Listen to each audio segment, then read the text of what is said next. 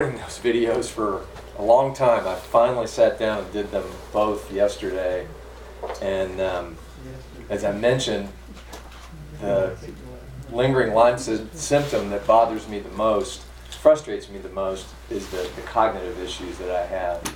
Still have severe issues with short-term memory, which affects my ability to learn. It affects my ability to organize my thoughts. Sometimes it's referred to as executive management capacity, to multitask, to organize a presentation.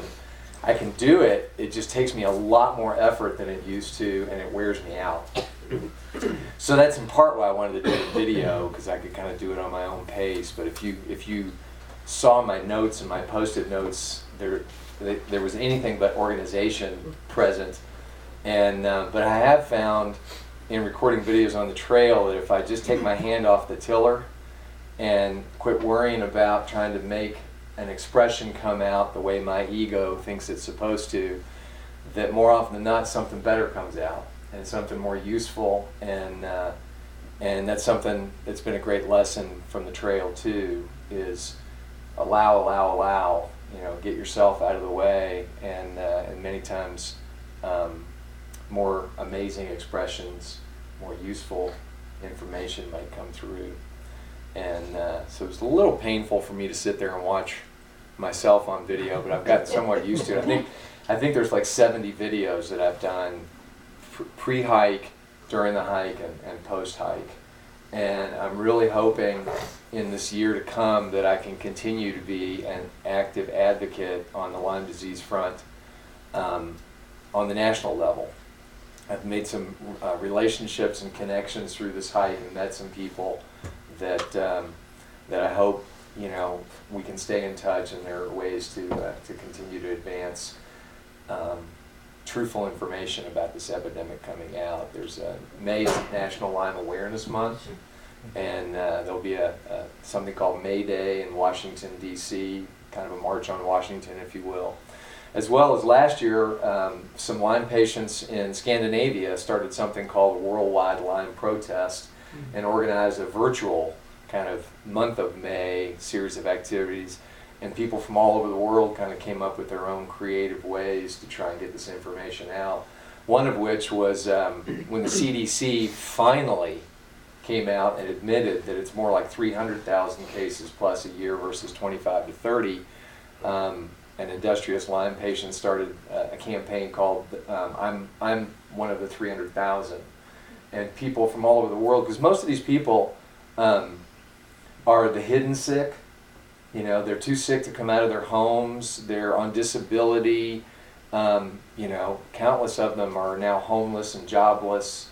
They're living on the fringes.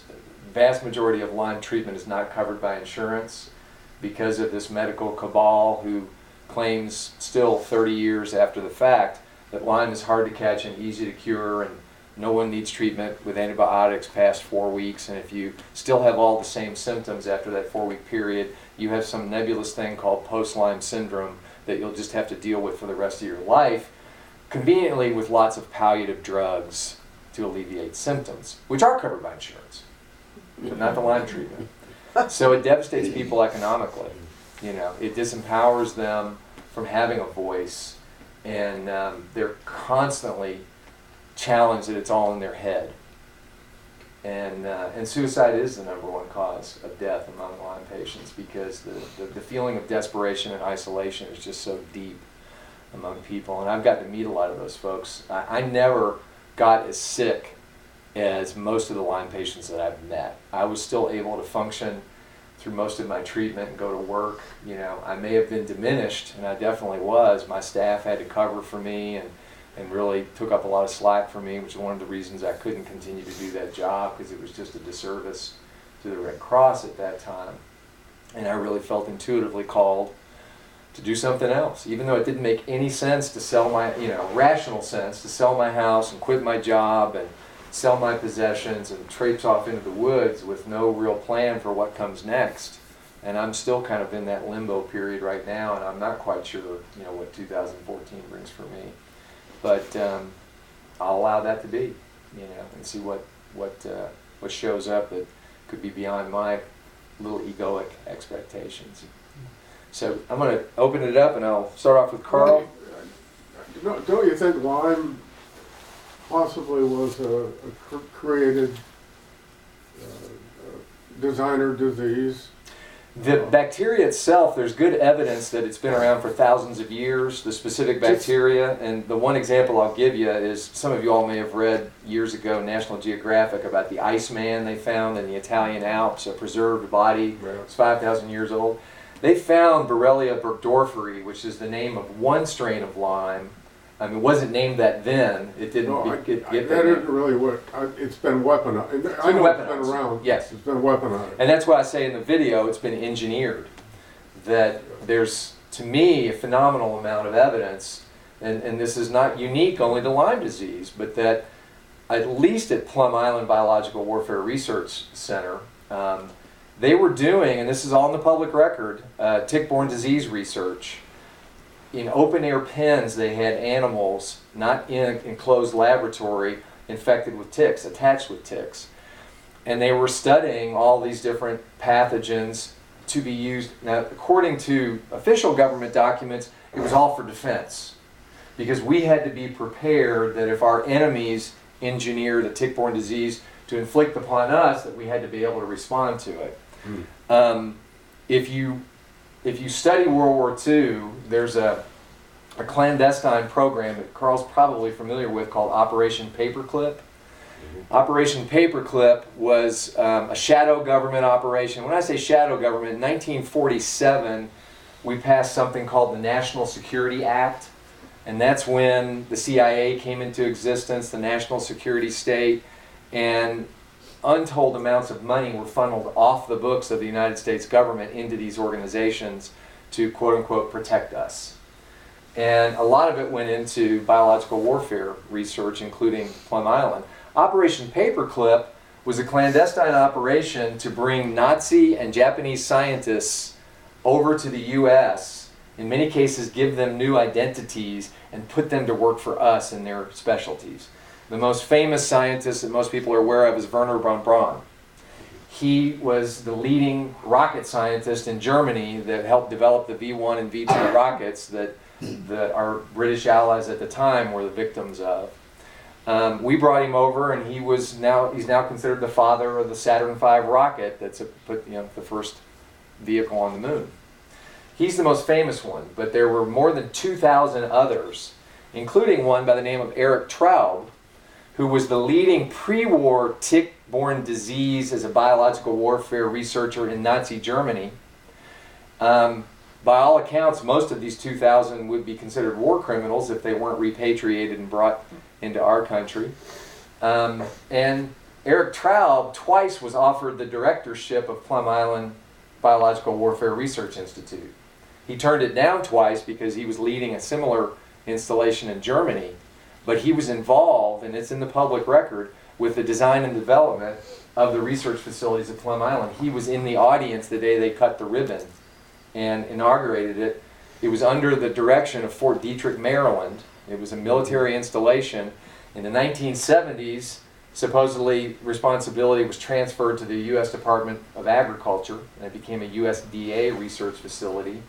And that whole period is covered in great detail with primary resource citations in that book, Lab 257. Really, really well done. And there's a good YouTube video with the author of that book with an interview with him. He was from Long Island, grew up on Long Island, and grew up with this lifelong question, because you can go out to this rocky outcrop at the kind of northern tip of Long Island, and you can see Plum Island. And right across the channel, but you can't get anywhere near it. If you get within a mile, the boats come out and run you off. And that kind of. It's a fascinating story, but it's also very chilling when you read the accounts of what did and did not happen on that island. And it's just one of dozens of biological warfare installations in the United States, many of which you'll never know about because they're not part of the public record. They're just hidden in different states. But that one definitely was conducting outdoor tick-borne disease research. And ticks can bite birds. The deer actually swim the channel between Plum Island. They have for hundreds of years. Plum Island goes back to the Revolutionary War. It had a fort on it back during that period.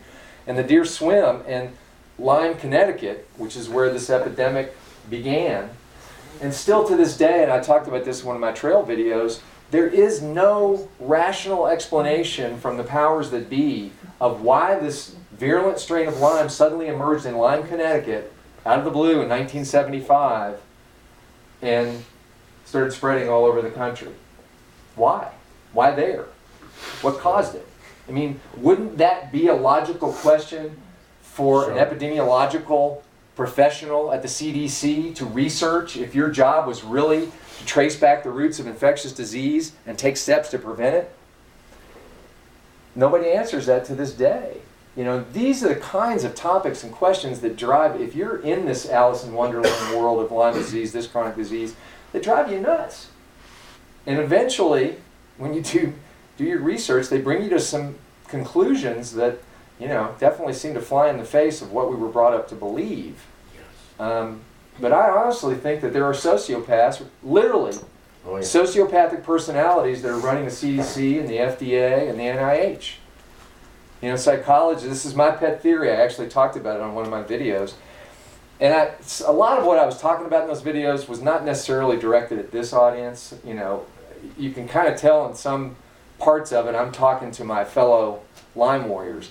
Because what I found out there is I've met people face to face in Pennsylvania, New York, New Jersey, Connecticut, Massachusetts, these states that are absolutely overrun with Lyme disease right now. It is economically hammering them into the ground, as well as, you know, not to mention the human suffering that goes along with it. In Connecticut, I couldn't talk to anybody there that did not have a story of either having it themselves, they had it, or their loved ones did, or their friends did. Everybody had stories about it. But part of what I was addressing in those videos was to them, because what I found is this deep level of frustration among a lot of these people that have been dealing with it for 10 or 20 years, that we're not talking about the dead elephant in the room. And that even among the quote-unquote Lyme community, like the patient forums on Facebook, if you say the B word, and I never heard it referenced that way until I met some of these people. I stayed in some of these people's homes and met their families. And the B word is biological warfare. That they'll get shouted down in their own Lyme community because that's crazy talk. That's crazy talk. It is crazy talk unless you've sat down and taken hours upon hours upon hours upon hours upon hours and done the research and started to put your own conclusions together. And a lot of these people, when I met them and they saw my videos and they interacted with me, and they've been kind of rooting me on since then, are really trying to encourage me to stay involved at a national level, to go ahead and get this topic out there and let's talk about it. Because if there's corruption at the very top of those organizations, sitting down around a round table and trying to negotiate with a sociopath is not particularly effective strategy. And that's been going on for 20 years plus in this particular community. My pet theory that I put forward, and it's not really unique to me, a lot of leading psychologists estimate that perhaps 2 to 5% of the world population are actually sociopathic in nature. Literally people that don't seem to come onto the face of the earth wired with the ability to empathize and feel compassion and have human connection. Now, we all get conditioned to believe they all wind up as axe murderers. Well, you see a few that choose a different career path, like a Bernie Madoff or a Ken Lay. You know, that's just the tip of the iceberg. My theory is if 2 to 5% of the population are sociopaths, and in the way that our economic and social structures are set up, i.e. they're hierarchical, and I'll use my own experience working for a bank. You know, me being a young bank officer, I didn't have a clue what the agenda was really about in the boardroom. I knew what my agenda was at my little bank branch and what I was there to do. What Jamie Dimon, who happens to be the CEO of the bank I used to work for, that got bought by Chase, what he was planning in New York City, I hadn't a clue. You know, one of the analogies that's often used is there were 130,000 employees working for parts of the Manhattan Project in World War II at dozens upon dozens upon dozens of locations around the world, none of which knew they were working on an atomic bomb. They were all going to work every day saying, no, I'm working on this little machine part that we're producing here. It's basically acknowledged that no more than 6 people had direct knowledge of what all 130,000 people were actually working toward. Can you imagine that that's not that hard to do in a hierarchical organization? So sociopaths, one of their personality traits is they thrive on control. That's what their real, modus operandi is they want control. And they want control of other human beings, for whatever reason, who knows. But in a system like that, a sociopath who has no ability to empathize and show compassion will do anything to succeed. And they are incredibly good liars and chameleons. So if there's 2 to 5% in the general population, and those characteristics allow you to succeed pretty darn well in the dog-eat-dog world of corporate hierarchical structures, I'd put forth that there's a lot more than 2 to 5% at the top level of those organizations. And I think they're far overrepresented in professions like law, medicine, and politics. Because all 3 of those, and science, all of those areas are areas where you can get a lot of control and a lot of power by succeeding in those areas. That's my theory. And I didn't come at it, overnight. I kept looking at this situation going, how does this make sense? Why is this happening? And it goes beyond just money and egos, which is really well demonstrated in the Under Our Skin documentary. And they give you facts, real names, real people, real research of the conflicts of interest and the economic self-interest that's going on in this field. But even that doesn't, for me, go far enough to kind of explain the next part of it. Somebody else had a hand up, I thought. Yeah. What I wanted to say, it's a little off the subject, but you mentioned sociopaths. You missed one industry, international banking. And I'm very familiar with that. And I can tell you that there are vast changes coming about. 103 countries of the world have reset their currencies against the will of those that control the world, the cabal, right? And the balance of it will come momentarily, and we're going to usher in a new government, a new republic. And the new republic will replace the existing government. There will be a 6-month period in which there is a short-term interim government subject to elections, of course. And there are going to be vast, vast changes. And there are over 40,000 bankers that are in the midst of being arrested as we speak. And that's a huge number of people. Tell me your first name again. Patrick. Patrick. And Patrick, I'm familiar with some of what you're talking about, but what might be really valuable, because that's a grander topic, for another day. It might be a topic for a presentation.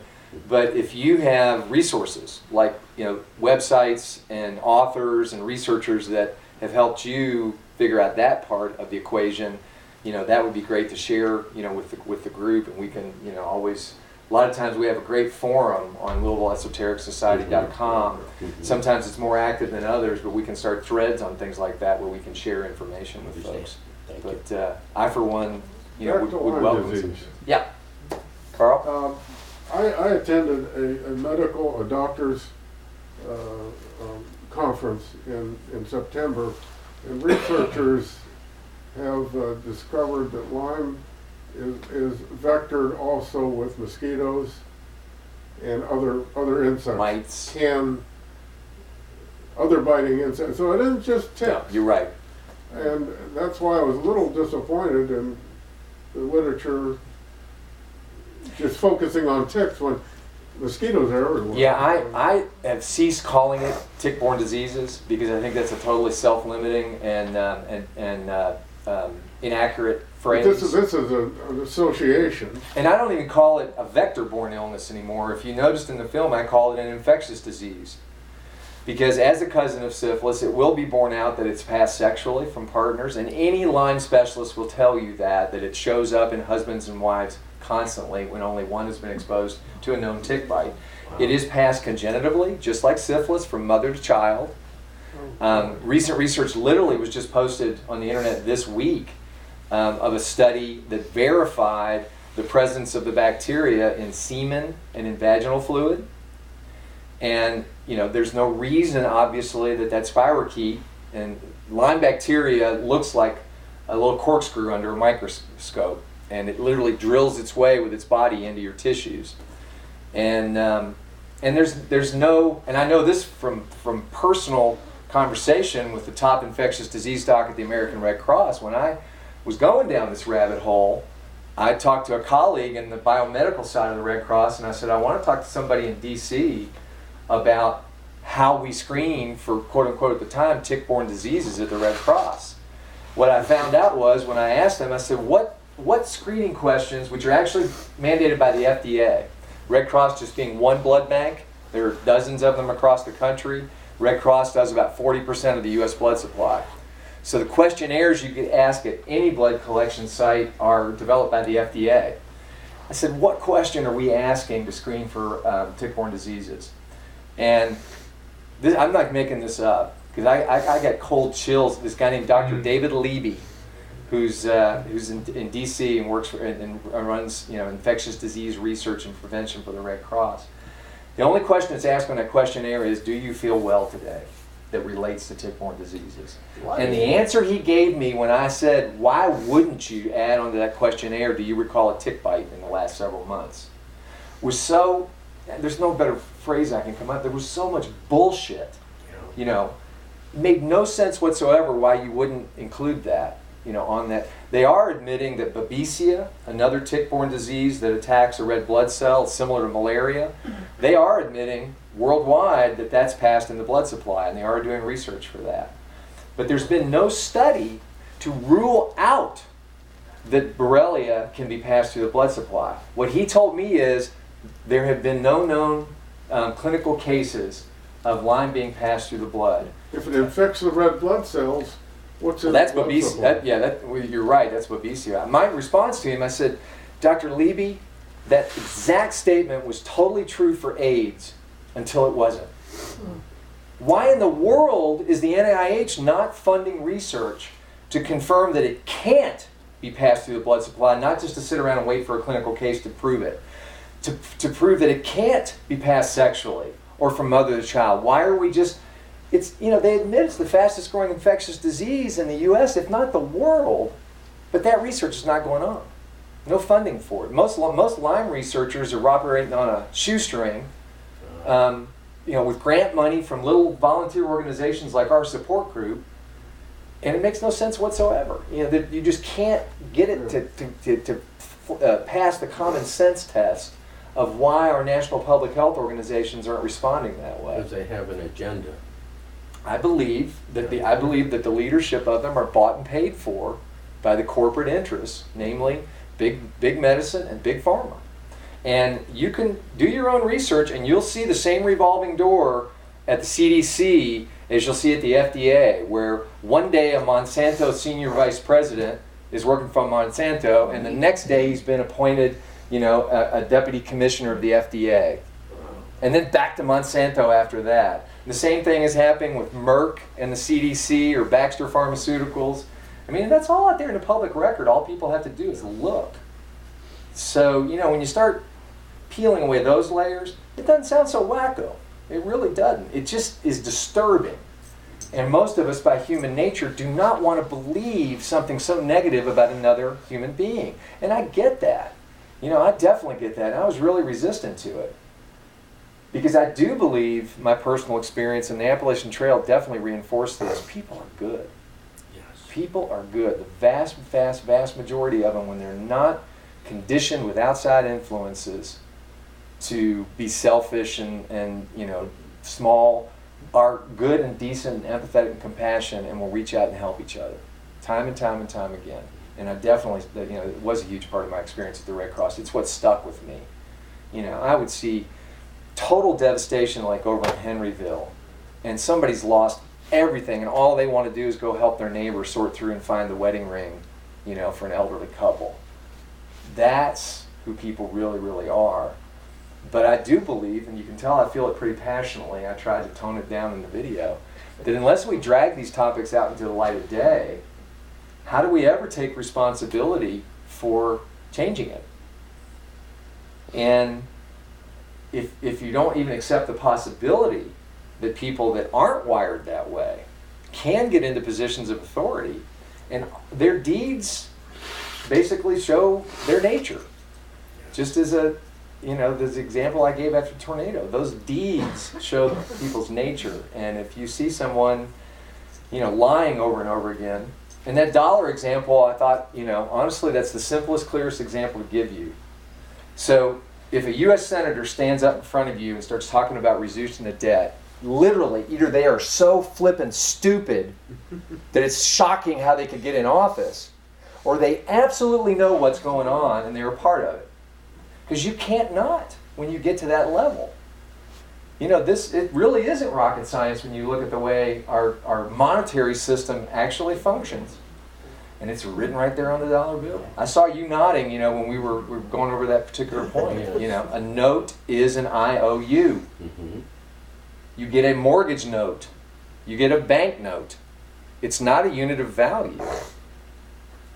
Fortunately, the Federal Reserve is closed now. Their contract is up. Well, their charter expired after 100 years, and you'll notice all the mainstream media stories about, are we going to renew their charter? None. So they're still operating. Yeah. They're still operating. It's a marginal operation. But you're right, their charter expired on December 22nd, I believe, of 2013 was their 100-year charter. Anyway, kind of got off the topic a little bit. Any other questions I can answer about Lyme disease? If you do, I've had so many people, once I started talking about this, talk to me about a friend, a family member, a referral, either in the moment or 6 months later somebody would follow up. And our Kentuckiana Lyme support group, that's what we're really all about, is just trying to get people support and information. We meet the third Thursday of every month at Hurstman Christian Church. They host us because their pastor has Lyme. Got bit twice here in Jefferson County on his property, mowing grass. Both times he saved the tick. Both times he had a bullseye rash, which even according to the CDC is a dead, solid, confirmed case of Lyme. I goes to 2 different doctors here, and both of them tell him there's no such thing as Lyme in Kentucky. Refused to test him, refused to look at the ticks. And he got so sick he was having to sit on one of those to give his sermons every Sunday because his arthritis in his hips were so bad. He wound up on IV antibiotics for more than 6 months, among all kinds of other treatments. Has to go all the way to Indianapolis to see one of only 2 Lyme specialists in a 3-hour radius of Louisville. He's doing much better now. As a matter of fact, he would tell you he's probably 90 to 95% back, but he went through a little slice of hell, if a minister can do that, for 3 or 4 years. But it's a great group. And it's all about just offering information and support, and sometimes they just need somebody to talk to, and so please feel free to follow up with us. There's a contact button on the website, and I'm one of the volunteers that gets those emails, so one of us always calls back the person if they send an email in. And this gentleman right here designed and created our website pro bono, and I just want to thank him. He also helped us set up a donation feature on there, because we had a lot of people that donated to the support group in support of my hike, so they'd have a little more funds to do the advocacy and that kind of thing. And the brochures I left you, they're not perfect, but from a tick-borne disease standpoint, they give you really good fact-based information about how to prevent it and how to get early intervention, like I wish I would have. Now, if I got that tick bite, I'd be in my doctor or a different doctor's office the next day, and I would be insisting on at least 4 weeks of doxycycline, if not 6, which can quickly and not easily, but quickly and effectively eradicate the vast majority of Lyme infections if caught in the first 24 to 48 hours. Is typically a decent time window to get in there. You'll see in that pamphlet, and Carl knows this from going to this conference, there are literally probably a dozen other common tick-borne infections, and these ticks are like toxic soup bowls. You're going to get more than one typically. I had Bartonella, Lyme, and later found out I had toxic mold illness that had to be treated. It's also really common when you have a suppressed immune system to get parasites. Your dogs aren't the only ones that get worms. We all get them, and probably more people are walking around with them than they'd like to consider, because we're not a third world country, but if you don't wash food properly, you get contamination from surfaces. You can pick up, I'm still battling a Giardia infection I picked up on the trail, which is a very common parasite. A suppressed immune system can't fight those things like a healthy person can, so it's something to consider too. So take those with you, hopefully. I have a question. You had mentioned earlier that between a man and a wife, that one of them can have Lyme and pass it to the other one. Yep. What other considerations does a normal person have to have in society when they have friends? This is personal to you, I know, but is there any precautions that any of us would need to take to keep from becoming contaminated by yourself? By me? Yeah. Well, that's a good question. That's a really good question. And other than the ways that I've just expressed, through sexual transmission, there doesn't seem to be a lot of scientific evidence, because you need a bodily fluid to pass that bacteria. And what the Lyme bacteria seem to do is it spends very little time in your blood system. That's why early treatment is so important, because the antibiotics can reach the spirochete when it's in your blood system. When it starts to drill its way into your tissues, like Lyme loves collagen tissue, which is the tissue in most joints, because the blood flow is restricted. It's safer there. It can avoid the immune system, and it feeds there. So very quickly after an inoculation, a tick bite or a mosquito bite, it's going to leave the blood supply and get into your tissues. So it's much less likely that, like a cut or something like that. That's why they have such a hard time finding Lyme in people through different laboratory tests, is because it's not easy to find in the blood. You've got to take tissue samples. There are good tests, but they're not good for acute diagnosis. Like, you need to know in 24 hours whether you need to start on an antibiotic or not. So even the CDC says it should be a clinical diagnosis, and when in doubt, treat. Don't risk. And I can tell you, I've taken lots of antibiotics and I've had Lyme disease, and I'd take the antibiotics any day over the chance of reacquiring Lyme disease.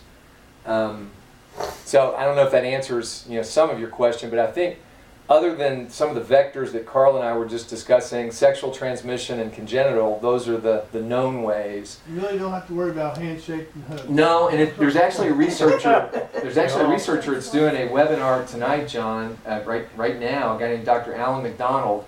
He's profiled in Under Our Skin, and he does a great job of drawing the parallels of the pathology of the Lyme bacteria to the syphilis bacteria. And they are so alike, it's eerie.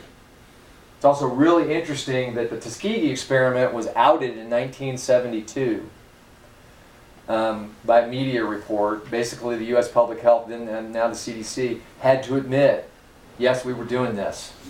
We kept 400 people and their family members exposed to syphilis knowingly, and lied to them about the medical treatment we were supposedly giving them. They got these people to enroll in this study with the pretext that they'd get free medical care for what the populace called bad blood. They didn't even use the term syphilis. And the whole study was about observing the unchecked progression of syphilis in a population. How twisted is that? How twisted is that? And that was your U.S. Public Health Service at work, your tax dollars at work. It finally was outed. It held congressional hearings in 1972, and 3 years later, Lyme disease shows up in Lyme, Connecticut. Close cousin of syphilis. But you won't hear the public health organizations say it's a close cousin of syphilis. What about antibiotic resistant Lyme disease? Well, anytime you use an antibiotic, you're going to get antibiotic resistance. If I had to do it all over again, I did the antibiotic route for mine. I would probably try natural routes. There are herbal treatments. There are all kinds of energetic treatments. I mean, Dr. Klinghardt. I never used any antibiotics. I did, but again, if I could go back in time now, knowing what I know now and how devastating they are to the body and to the immune system and the long-term effects they have, I would have probably tried another route at least to see if I could progress. A lot of people do get better. Themselves can screw you up. Digestive system, they kill your gut flora, mess up your immune system. Never be right again, possibly. Yep. No, I agree. Yeah. Yeah, I agree. And my doctor gave me 2 alternatives, and it was my choice. And she gave me the antibiotic alternative, and she gave me another protocol of using herbal treatments. And if I had to do it all over again, I would have chosen the herbal treatment. That's a personal choice. But antibiotics are not unlike chemo. They kill everything, you know, and they can cause just as much damage as the pathogen itself in a lot of cases. I'll never know for certain, Carl, whether some of the symptoms that I still deal with are actually a byproduct of the antibiotics. It's quite possible. But for the acute stage, you know, you get the tick bite, you go to your doctor, you keep the tick, you got a bullseye rash. Doxycycline has been shown time and again to be able to eradicate that for the long term. But you got to do it quickly. As little as 3 to 4 days, allowing that spirochete to start drilling into your tissue. And this thing is so tricky, and I'm sure you guys talked about this. Under threat of treatment, these spirochetes will come together in clusters and form what's called cysts. And they emit something called a biofilm. It's basically like a force field. And they hide. They'll go into your joints and hide out and wait for the coast to be clear.